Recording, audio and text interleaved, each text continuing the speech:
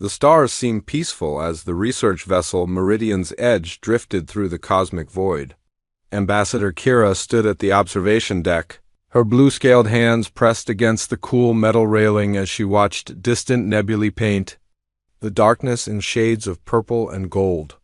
The Villani had always found beauty in the emptiness of space, but today something felt different. The ship's communication array crackled to life with an urgent tone that made Kira's gills flutter with anxiety. Captain Roland's voice echoed through the corridors, calling all senior staff to the bridge immediately. Kira had served as a diplomatic liaison for 12 cycles, but she had never heard such fear in the captain's voice. When she arrived at the bridge, the crew was gathered around the main display screen. The transmission they were receiving was unlike anything in the galactic database. It was a distress signal, but not from any single world or species. This was a broadcast from the Galactic Council itself, something that had never happened in recorded history. The image that materialized on the screen showed Ambassador Thalon of the Corvani Empire, his usually composed features twisted with desperation. His 4 eyes darted nervously as he spoke, and his crystalline skin had lost its natural shimmer. Behind him, the Grand Council chamber was in chaos, with representatives from dozens of species arguing and gesturing wildly. To all listening vessels, Thalon's voice trembled. We are broadcasting this emergency message across all known frequencies. The Harvester fleet has returned from the galactic void. 17 core worlds have fallen in the past solar cycle. The colonies of Zarian Prime, Bethel Station, and the entire Altair system have been consumed. Kira felt her blood turn cold. The Harvesters were supposed to be a myth, a story told to frighten young ones into staying close to home. Ancient legends spoke of biomechanical ships that devoured entire civilizations, but no one had seen them for over 1,000 cycles. The enemy adapts to every weapon we use against them, Thalon continued, his voice breaking. Our most advanced plasma cannons become useless after the first few shots. Our quantum torpedoes simply make them stronger. We have tried everything, but nothing works. They learn from every attack and become immune to it. Captain Roland ordered the ship to change course immediately. They would head to the emergency assembly point at the Nexus station, where the remaining free species were gathering to plan their last desperate defense. But as the Meridian's Edge accelerated through hyperspace, Kira couldn't shake the feeling that they were already too late. The journey to Nexus Station took them through the Outer Rim territories, where several mining colonies had gone silent in recent days. As they dropped out of hyperspace near Epsilon Station, the crew witnessed something that would haunt them forever. The once thriving mining colony was completely dark, its massive orbital platforms twisted into impossible shapes, the stations. Metallic structures had been warped and reshaped into organic-looking formations that pulsed with a sickly green light. Where thousands of miners and their families had lived and worked, there was now only silence. The very asteroids that had been mined for precious metals were now hollow shells, drained of every useful element. By the void, whispered Chief Engineer. Moran, his tentacles trembling as he studied the sensor readings. They didn't just destroy it, they consumed everything. The metal, the rock, even the trace gases in the atmosphere. There's nothing left. Kira stared at the remains of Epsilon Station and realized that the Harvesters weren't just conquerors or raiders. They were something far worse. They were a force of nature that consumed everything in their path, leaving behind only empty husks. Of what had once been vibrant worlds, the ship's science officer, Dr. Zelen, had been analyzing the energy signatures left behind by the Harvester attack. Her findings were disturbing. The biomechanical ships seemed to operate on principles that defied conventional physics. They could reshape matter at the molecular level, turning solid metal into organic tissue that served their needs. The most troubling aspect, Dr. Zelen reported, is that they appear to be learning from each encounter. The energy patterns show increasing efficiency with each system they consume. They're not just growing stronger, they're becoming smarter. As the Meridian's Edge continued toward Nexus Station, they received another transmission from the Galactic Council. This one was different, encrypted, and marked with the highest security protocols. Ambassador Thalen appeared on screen again, but this time he was alone in a darkened chamber. "To those who receive this message," he said quietly, "we are preparing to implement the final protocol. There is one last option that the Council has kept secret for centuries. We are going to contact the Deathworlders." Kira had heard rumors of the Deathworlders, a species that lived in the isolated Terra system on the galaxy's edge. They were said to be the only known species that had evolved on a world that actively tried to kill them. While other civilizations had developed on peaceful worlds with stable climates, these beings had somehow survived on a planet filled with predators, natural disasters, and toxic atmospheres. "The humans," Thalen continued, "have been monitored from a distance for centuries. They are primitive by our standards, but they possess something we have lost: the ability to face extinction and fight back. If anyone can find a way to stop the harvesters, it might be them." The transmission ended with coordinates for a secret monitoring station in the Terra system.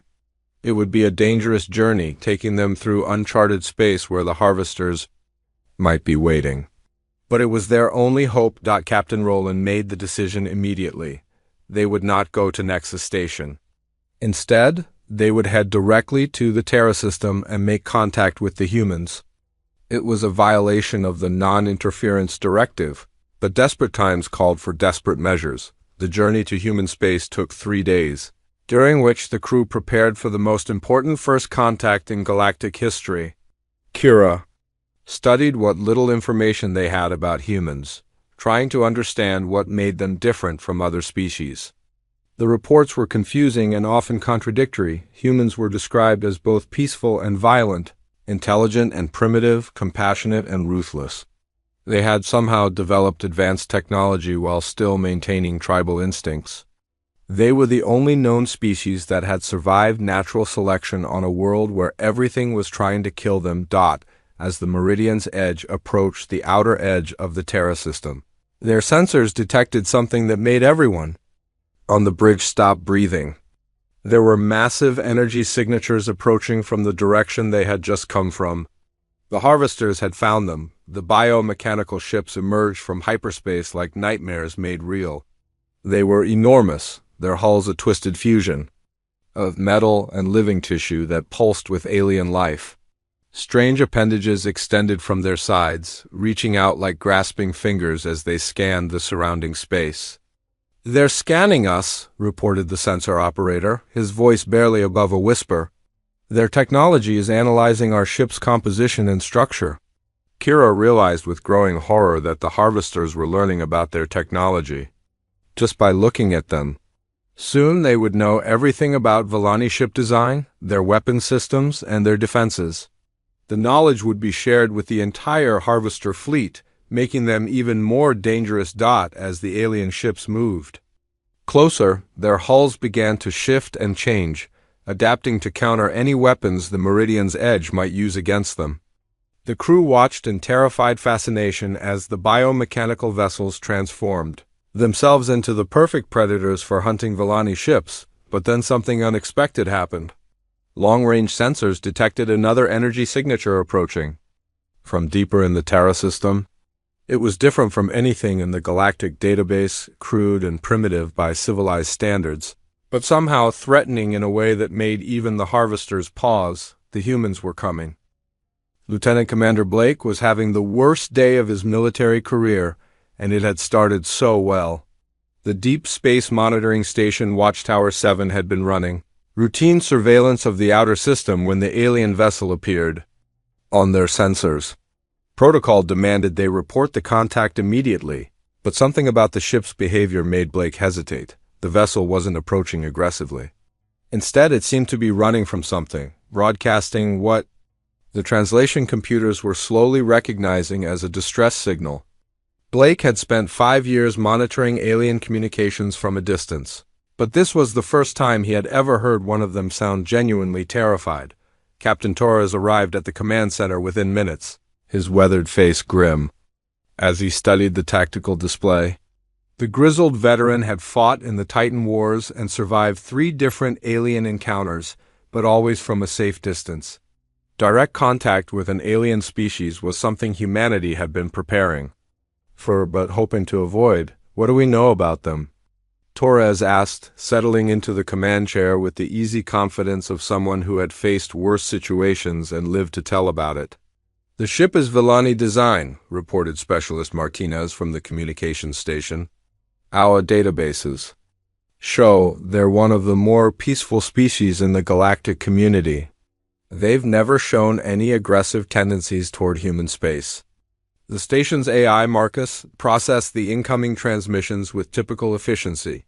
The artificial intelligence had been designed to analyze alien communications and had spent decades learning the subtle patterns of interstellar diplomacy. What it found in the current transmission was unprecedented. "Commander," Marcus announced in his calm, synthetic voice, "I am detecting extreme distress indicators in the alien communication. The mathematical probability of deception is less than 0.01%. They appear to be requesting immediate assistance." Torres made a decision that would change human history. He ordered the communications team to establish a direct link with the alien vessel. The translation protocols had been tested in simulations, but this would be their first real-world application. Ambassador Kira appeared on the main screen, her blue-scaled features alien but somehow familiar despite the obvious differences in their biology. Torres could see the universal signs of desperation and fear in her large dark eyes. She spoke in her native language, but the translation system rendered her words in clear English. "Human vessel, we come seeking help," she said, her voice carrying a musical quality that the translator couldn't quite capture. "My name is Ambassador Kira of the Villani Republic. Our worlds are under attack by an ancient enemy that threatens all life in the galaxy." Blake exchanged glances with Torres. First contact protocols called for careful diplomatic procedures, but the alien's obvious distress made formal introductions seem inadequate. Torres leaned forward in his chair, his military bearing softening slightly. "Ambassador, I'm Captain Torres of the Terran Defense Force. You're in human space and we're willing to listen. But you need to understand that we don't get involved in galactic politics." Kira's relief was obvious, but it was quickly replaced by renewed urgency. She began transmitting data files that showed the scope of the Harvester threat. The images were horrifying even by human standards. Entire worlds stripped of life, massive biomechanical ships that defied conventional physics, and refugee fleets fleeing in terror from an enemy that seemed unstoppable. "The Harvesters have returned from the galactic void," Kira explained, her voice trembling despite her diplomatic training. "They consume everything in their path. Our most advanced weapons are useless against them because they adapt to every attack. 17 core worlds have already fallen." The command center fell, silent as the crew processed the implications. Torres had seen warfare at its worst, but this was something entirely different. The Harvesters weren't just conquering worlds, they were erasing them from existence. "Why come to us?" Torres asked, though he suspected he already knew the answer. "We're isolated from the galactic community. We have no stake in your wars." "Because you're the only species that might be able to stop them," Kira replied. "You're the only ones who understand what it means to fight for survival against impossible odds. Your world tried to kill you for millions of years and you survived. You became stronger." Dr. Park, the station's xenobiologist, pulled up everything in their database about the Harvesters. The files were classified and fragmentary, but they painted a picture of a species that had evolved in the deepest parts of space. They were perfect predators, designed by evolution to consume and adapt. "They're not just dangerous," Dr. Park reported, "they're the ultimate expression of natural selection. Every encounter makes them stronger, more efficient. They learn from their prey and become better hunters." Torres studied the tactical data with the eye of a professional warrior. He had spent his entire career fighting enemies that were bigger, stronger, and better equipped than human forces. But humans had always found a way to win through superior tactics, better training, and sheer stubborn refusal to give up. "These biomechanical ships," he said, pointing to the display, They adapt to energy weapons? Yes, Kira confirmed. Plasma cannons, quantum torpedoes, particle beams, nothing works twice. They analyze the attack and become immune to it. Smile crossed Torres' face, the kind of expression that had made enemy commanders nervous during the Titan Wars. What about kinetic weapons? Good old-fashioned high-velocity projectiles. Kira looked confused. Kinetic weapons are primitive. No civilized species has used them for centuries. That's because no civilized species grew up on a world where everything was trying to eat them, Torres replied. We never stopped improving our weapons because we never stopped needing them. The conversation was interrupted by proximity alarms. The station's sensors had detected multiple contacts approaching from deep space. The energy signatures matched those of the harvester ships that had been chasing Kira's vessel. They followed us, Kira said, her voice filled with despair. I've, led them directly to you. I'm sorry. Torres activated the station's battle protocols with practiced efficiency. Watchtower 7 wasn't a military installation, but it had been built by humans who understood that peace was temporary and war was always possible. Hidden weapon systems emerged from concealed compartments, and the station's fusion reactor began charging its emergency systems. Don't apologize, Torres told Kira. You just gave us our first real look at these things. Marcus, analyze everything we can about their approach patterns and ship design. I want to know how they move, how they think, and how they die. The harvester ships emerged from hyperspace with predatory grace. They were massive, their biomechanical hulls pulsing with alien life. Strange appendages extended from their sides, scanning the human station with senses that had evolved to hunt across the galaxy. They're beautiful, whispered Specialist Martinez, then immediately looked embarrassed at his own words. Beautiful things are often the most dangerous, Torres replied. Ask anyone who's ever faced a Terran tiger or a deep-sea predator. Evolution doesn't care about aesthetics. The lead harvester ship began transmitting on multiple frequencies, trying to establish communication. But the message wasn't diplomatic. It was a demand for surrender, broadcast in the languages of a dozen extinct species. They want us to give up, Blake reported. They're offering to make our deaths quick if we don't resist. Torres laughed, a sound that seemed to surprise even himself.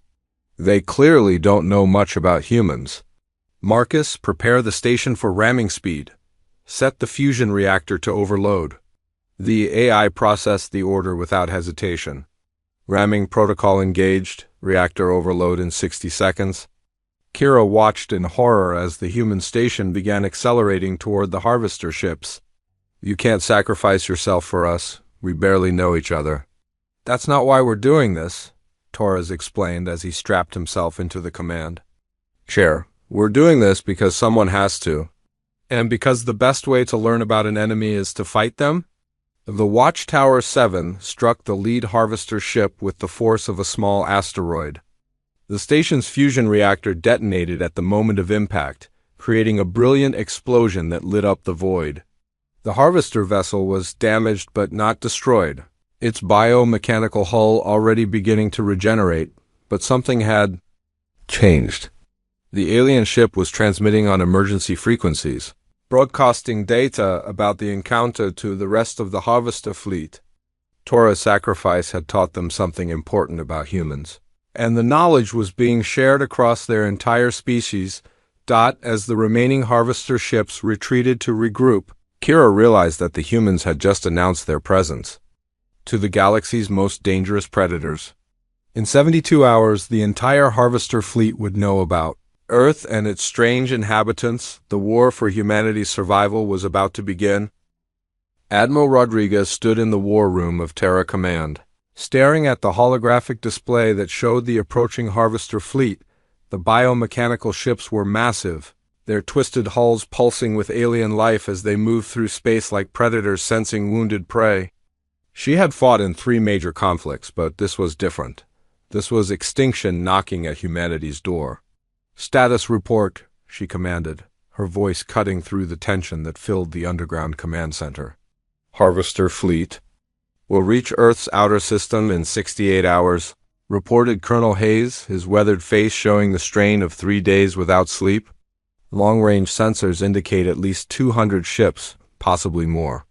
They're maintaining formation and scanning everything in their path, Rodriguez nodded grimly. The destruction of Watchtower 7 had bought them precious time, but it had also revealed humanity's location to the most dangerous predators in the galaxy. Captain Torres' sacrifice had been brave, but it had also doomed their species unless they could do something unprecedented. Ambassador Kira stood beside the tactical display, her blue-scaled features showing a mixture of hope and terror. She had been aboard the Meridian's Edge when the human station rammed the harvester ship, and the memory of that moment still haunted her. The humans had sacrificed themselves without hesitation, as if death was just another tactical option. "Admiral," Kira said quietly, "you don't understand what you're facing. The harvesters have consumed 17 core worlds. They've destroyed civilizations that had been building starships for thousands of years. Your species is brave, but bravery alone won't be enough." Rodriguez turned to face the alien diplomat, her dark eyes reflecting the cold determination that had made her the youngest admiral in human history. "Ambassador, with respect, you don't understand what you're looking at. Humanity didn't survive on Earth by being brave. We survived by being more dangerous than everything trying to kill us." She gestured to the holographic display, which shifted to show Earth's solar system. What Kira saw made her gills flutter with confusion. The system looked different from her previous scans, as if entire sections had been hidden or disguised. "Marcus, initiate Prometheus Protocol," Rodriguez commanded. The AI synthetic voice filled the command center. Prometheus Protocol activated, revealing hidden assets and military installations. The display transformed before Kira's eyes. What had appeared to be a simple system with one inhabited world suddenly revealed itself as a massive military complex. Hidden bases emerged from asteroid fields, weapon platforms uncloaked around gas giants, and spacecraft carriers that had been disguised as space debris powered up their engines. "By the void," Kira whispered. "How long have you been preparing for this?" "Since the first day we looked up at the stars," Rodriguez replied. "Every human child learns the same lesson. The universe is trying to kill you, and the only way to survive is to be ready to kill it back." The truth was more complex than Rodriguez let on. Humanity had been isolated for centuries, watching the galaxy from a distance and learning from the mistakes of other species. They had seen peaceful civilizations fall to aggressive neighbors, watched advanced empires collapse from internal strife, and observed the rise and fall of galactic powers, but humans had learned something different from their observations. While other species built beautiful cities and elegant starships, humans had built weapons. While other civilizations pursued art and philosophy, humans had pursued the science of destruction. Every natural disaster, every predator, every challenge their world had thrown at them had been turned into a lesson in warfare. Commander Rex emerged from the hangar bay, his flight suit bearing the scars of countless training exercises. The veteran pilot had volunteered to lead the first wave of human fighters against the Harvester fleet, knowing that he might not survive the encounter. "Admiral, the fleet is ready," he reported. "Every pilot knows the mission parameters. We're not trying to win this fight, we're trying to learn how these things die." The human fleet that powered up throughout the solar system was unlike anything in the galactic database. The ships were ugly by civilized standards, their hulls covered in armor plating and bristling with weapons. They had been designed by a species that understood one simple truth. In a fight to the death, beauty was a luxury they couldn't afford. Dr. Morgan, the fleet's chief xenobiologist, had spent the last 3 days analyzing the harvester ship that Torres had damaged. Her findings were disturbing but not surprising to anyone who understood human nature. "The biomechanical design is impressive," she reported, "but it has limitations. They adapt to energy weapons by absorbing and redirecting the energy. But they can't adapt to kinetic weapons because there's no energy to absorb." Rodriguez smiled grimly. "Good, what about their regeneration capabilities?" "That's more complex," Morgan continued. They can rebuild damaged tissue, but it requires raw materials. They're not creating matter from nothing, they're recycling existing materials. Deny them resources and they can't heal. The first contact with the Harvester Vanguard occurred at Jupiter's orbit. Commander Rex led a squadron of human fighters against scout ships that had been sent ahead to probe Earth's defenses. The engagement lasted only minutes, but it revealed everything both sides needed to know about each other. The Harvester ships were fast and deadly, their biomechanical hulls bristling with organic weapons that fired bursts of concentrated energy. They moved with predatory grace, adapting their tactics as they learned about human fighter design and weapon systems, but the humans had advantages that the Harvesters didn't expect. Their ships were designed for close-quarters combat, built to survive the kind of brutal encounters that had been common during the Titan Wars. More importantly, human pilots had been trained to fight against opponents who were bigger, stronger, and better equipped. "Contact," Rex reported over the comm system. 3 Harvester scouts moving to intercept. They're scanning our ships. The alien vessels began to adapt their hulls to counter human weapons, but they quickly discovered that humans had learned to expect adaptation. The fighter squadron carried multiple weapon systems, each designed to exploit different vulnerabilities. "Switch to kinetic rounds," Rex ordered. "Let's see how they like good old-fashioned bullets." The human fighters opened fire with weapons that hadn't been used in galactic warfare for centuries. High-velocity projectiles tore through the Harvester ship's biomechanical hulls, causing damage that couldn't be easily repaired. The alien vessels tried to adapt, but kinetic weapons offered no energy to absorb or redirect. One of the Harvester ships attempted to ram Rex's fighter, but the human pilot was ready. He had trained for this exact scenario, practicing against opponents who were faster and more maneuverable than his ship. As the alien vessel closed in, Rex triggered his fighter's self-destruct sequence. The explosion destroyed both ships, but it also transmitted valuable data back to the human fleet. The Harvesters weren't invincible. They could be hurt, and they could be killed. The knowledge spread through the human forces like wildfire. The main Harvester fleet arrived at Earth's orbital space expecting to find a cowering civilization. Instead, they found Admiral Rodriguez and the entire human fleet waiting in formation. The sight that greeted them was unprecedented in their long history of conquest. Humanity had turned their entire solar system into a weapon. Asteroid fields had been mined and weaponized. Gas giants had been converted into fuel depots for the fleet, and the space around Earth bristled with defensive platforms that had been disguised as orbital debris. "This is Admiral Rodriguez of the Terran Defense Force," she broadcast on all frequencies. "You have entered human space without permission and with hostile intent. You have one opportunity to withdraw. If you refuse, we will demonstrate why evolution made us the apex predator on the most dangerous world in the galaxy." The response from the Harvester fleet was immediate and predictable. The biomechanical ships began to advance, their hulls shifting and adapting as they prepared for battle. But something was different about their approach. For the first time in their species' history, they were moving cautiously. The Battle of Earth began at Saturn's rings, where the human fleet had established their forward positions. The engagement was brutal and decisive, with both sides learning hard lessons about their opponents. The Harvesters discovered that humans didn't just fight to survive, they fought to win. Regardless of the cost. As the battle raged across the solar system, one thing became clear to everyone involved: the galaxy's most dangerous predators had finally met their match. The Deathworlders had awakened, and they were ready to prove that Earth's children were more dangerous than anything the void could throw at them. But even as the human fleet pressed their advantage, long-range sensors detected something that made Admiral Rodriguez's blood run cold. Something massive was emerging from the galactic void, something that made the current Harvester fleet look like a scouting party. The real war was about to begin. The Altair system had once been home to billions of beings across 4 inhabited worlds. Now it was a graveyard of twisted metal and lifeless rock, the perfect battleground for humanity's most desperate gambit.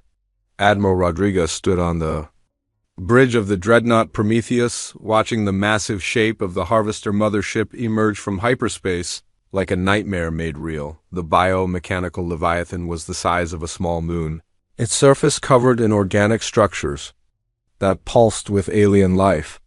Countless smaller ships moved around it like parasites, their hulls shifting and adapting as they sensed the presence of the human fleet.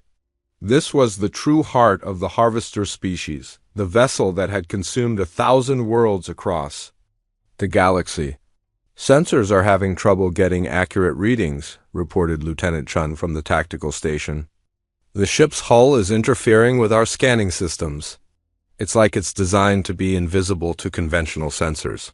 Rodriguez nodded grimly. The past 72 hours had been a nightmare of running battles and desperate evacuations. The human fleet had fought the Harvester Vanguard across 3 star systems, learning hard lessons about their enemy's capabilities. But every encounter had taught them something new, about how to kill the things that had terrorized the galaxy for millennia. Ambassador Kira stood beside the command chair, her blue-scaled features showing the strain of watching her people's ancient enemy up close. She had seen the mothership in archive footage from the last Great War, but seeing it in person was different. It radiated a sense of hunger that seemed to fill the void around it. "That ship has been traveling between galaxies for millions of years," she said quietly. "It's consumed entire civilizations, learned from every species it's encountered. How can we possibly fight something like that?" "The same way we fight everything else," Rodriguez replied. "We find out what it needs to survive, and then we take it away." Commander Rex was already in his fighter, leading a reconnaissance squadron toward the mothership's outer defenses. The veteran pilot had survived the initial battles with the Harvester fleet, but he knew that this engagement would be different. The mothership wasn't just a vessel, it was a living entity that had evolved to be the perfect predator. "Getting some strange readings out here," Rex reported over the comm system. "The ship's hull is covered in what looks like sensor pods. It's scanning everything in the system, learning about our ships and weapons." Dr. Morgan worked frantically at her station, analyzing the data streaming in from the reconnaissance flights. The xenobiologist had made a disturbing discovery during the analysis of captured Harvester technology. The biomechanical ships weren't just adaptive, they were intelligent in a way that defied human understanding. "Admiral," she reported, "I'm detecting energy signatures that suggest the mothership is communicating with something. It's not just coordinating with the smaller ships, it's receiving instructions from elsewhere." Rodriguez felt a chill run down her spine. Instructions from where? Unknown, but the signals are coming from outside the galaxy. Whatever created the Harvesters, it's still out there, still controlling them. The battle began when the mothership launched its first wave of attack craft. The biomechanical fighters were different from anything the humans had faced before.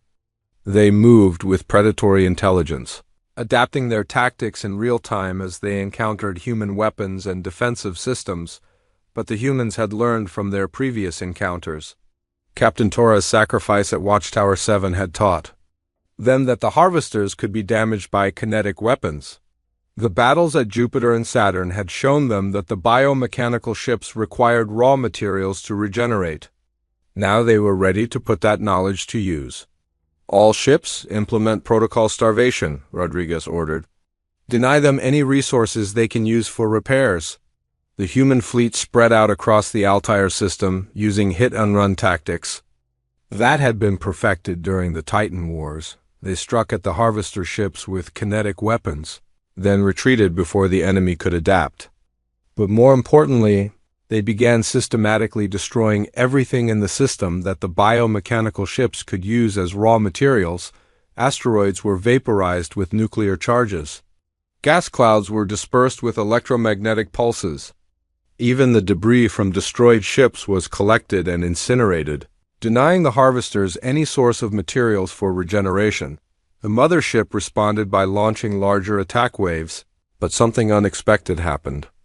Instead of pressing the attack, the biomechanical fighters began retreating back to the mothership. Dr. Morgan realized what was happening with growing horror.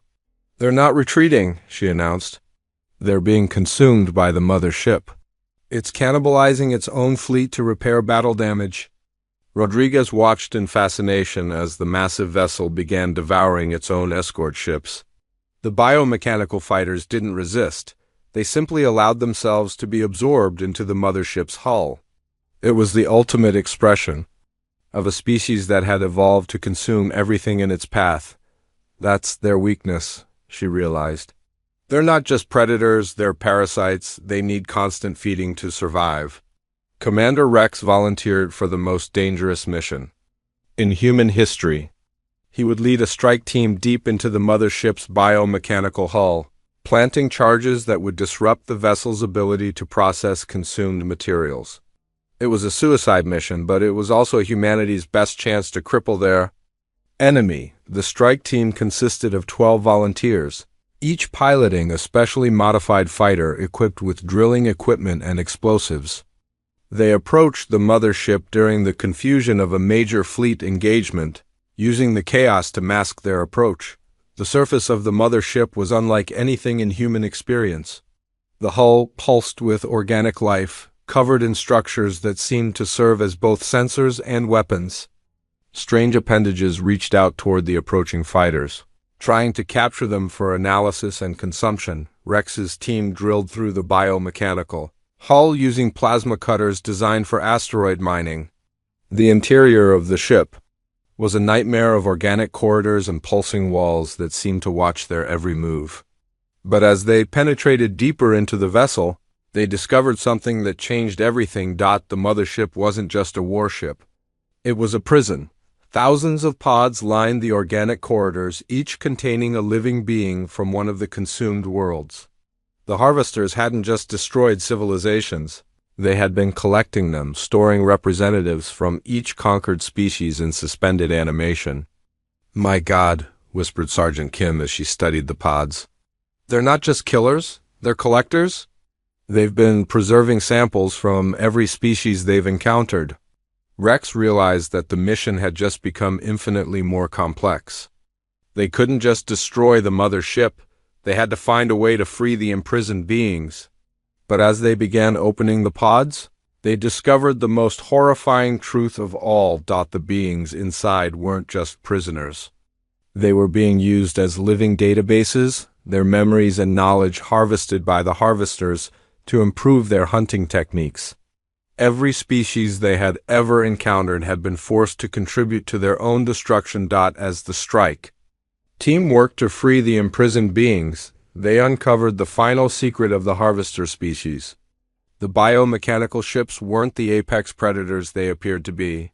They were running from something worse, something that had driven them from their home galaxy millions of years ago. The mother ship's dying transmission revealed the truth. That would change everything. The harvesters weren't invaders, they were refugees.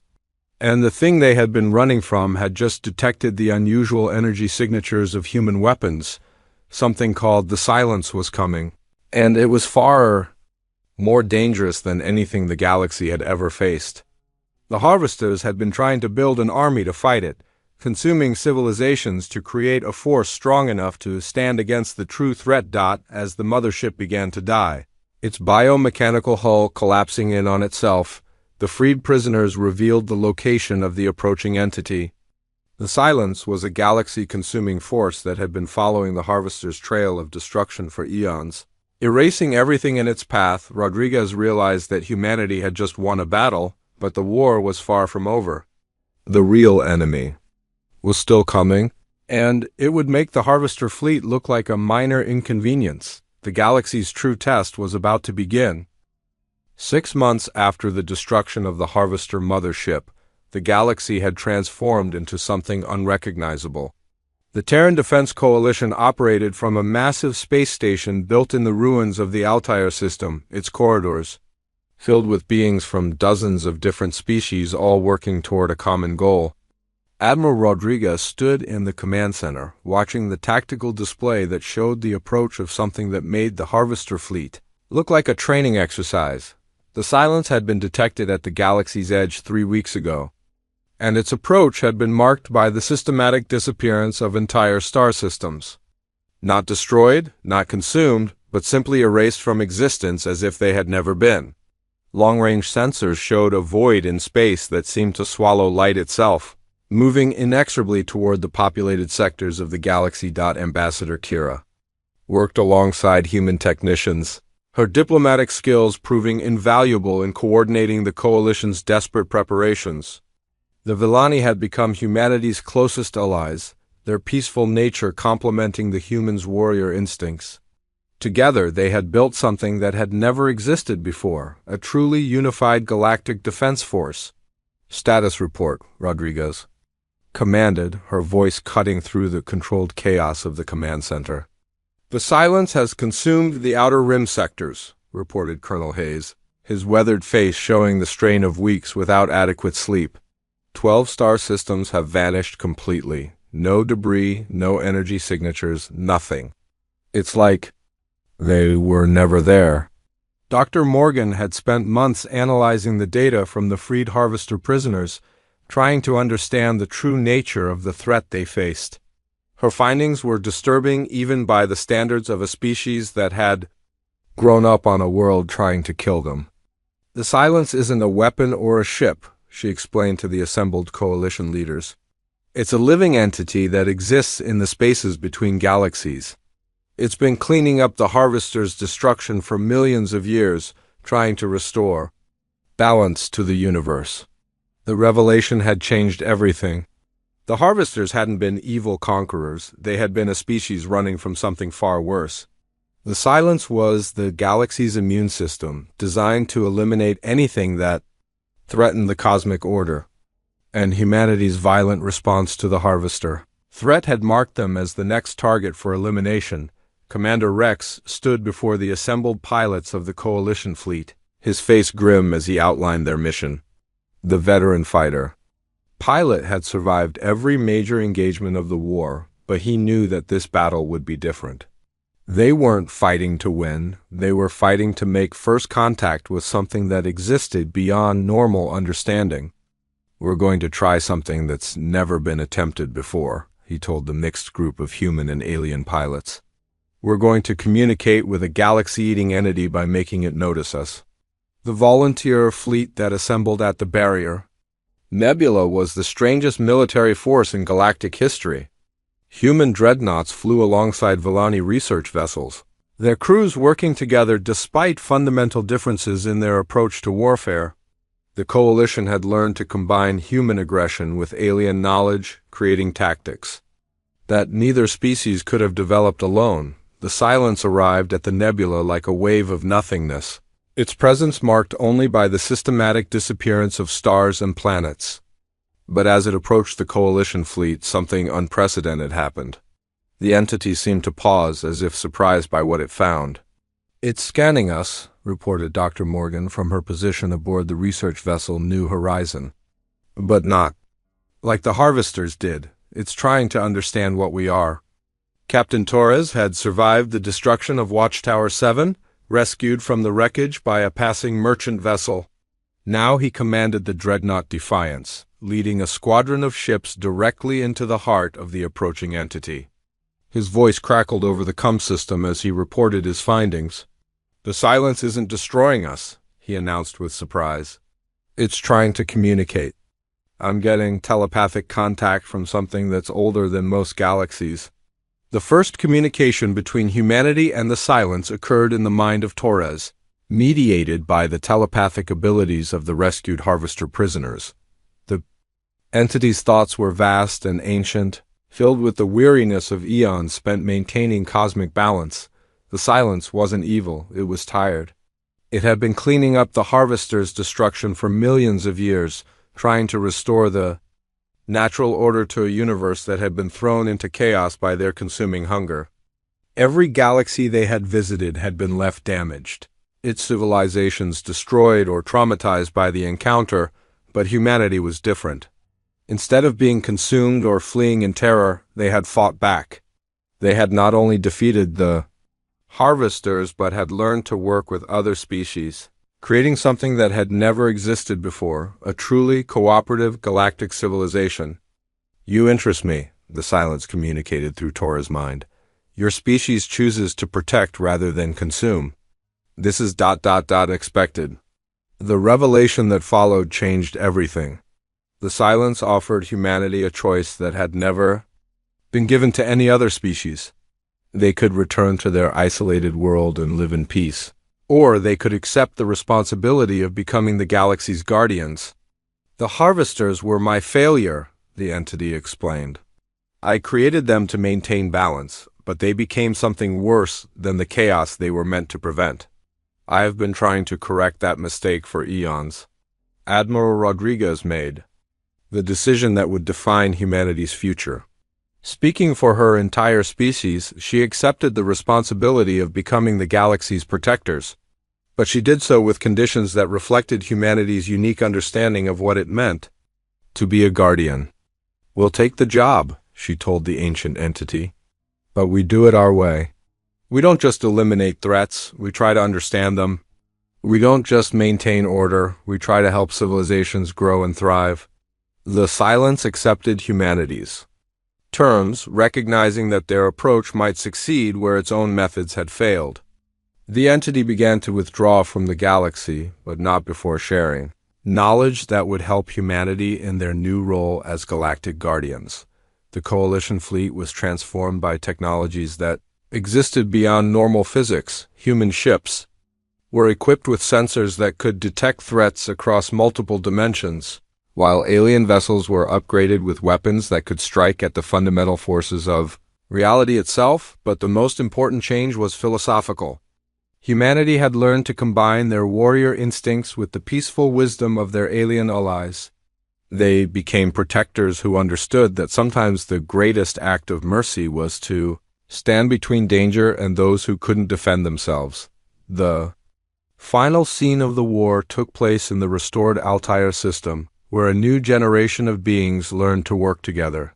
Human children played alongside young Villani, their games supervised by teachers from a dozen different species.